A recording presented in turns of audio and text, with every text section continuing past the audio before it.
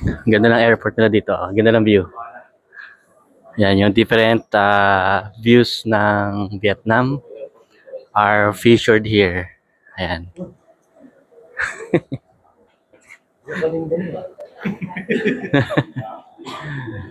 Ayun, ang ganda.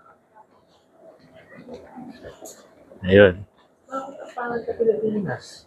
Maganda sa Pilipinas actually. Hindi lang siya na-manage. Parang Clark siya, di ba? Ayun. Okay nga, West Asian Clark. Nakapagtataka lang, kakunti ang tao. Kakunti ang tao. Oo, nakakainis yung flight attendant na nasa amin. Oo, yung harap nyo. Kabusangot Actually guys, meron kami na-encounter na isang cabin crew, parang masama ang loob niya eh. Pupuyat Tapos, na siya dahil Oo nga, tagal nila sa air eh. medyo wala siya sa mood. Pero, di ba dapat pag flight attendant ka, dapat hindi ganoon, di ba? Yun lang napansin namin. Dito tayo pupunta guys, oh.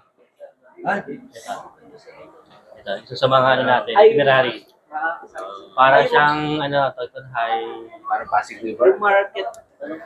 Pasig River. Ayun yung sabi mo. Kasama yan. Yun ang Dragon Bridge. Uy, sapsap po. Guys, ito yung sapsap.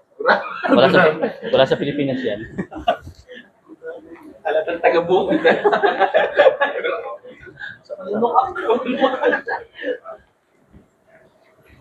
Pangat. Saan tayo? So, downstairs. Namin immigrate. Ay, malulugi tayo sa YouTube. YouTube ba yun, sir? Hindi, yun YouTube ko pala. Okay. Hindi pa ako nakakonect sa internet eh. Kala ko direct na.